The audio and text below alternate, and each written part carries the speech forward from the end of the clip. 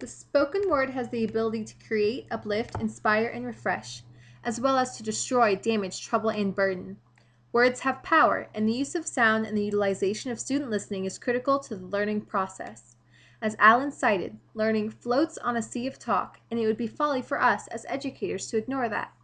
That is also why, in addition to your handout, I've recorded this introductory speech.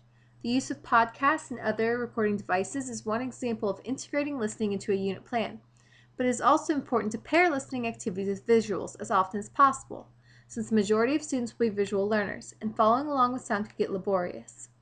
Following the studies of Howard Gardner, the use of a variety of strategies to integrate the different senses is key to fostering cognitive development in students.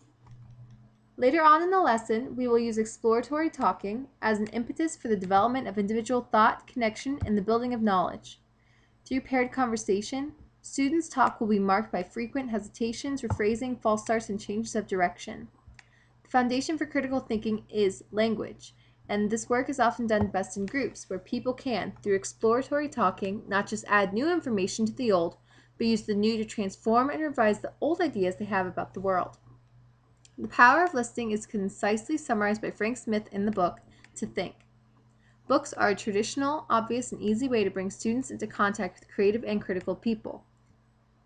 Writing is a traditional, obvious, and easy way to encourage students to become creative and critical themselves.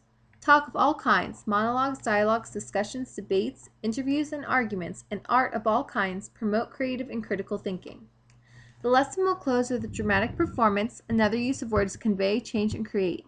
The teacher will speak, sing, and act as a character from a play, then follow up his performance with discussion.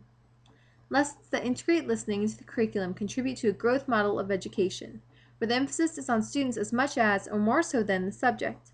The lesson's purpose is not to teach subject matter, but to effectively engage students, resulting in personal learning growth. Such an emphasis relies on language as a tool for exploring ideas and creating new knowledge.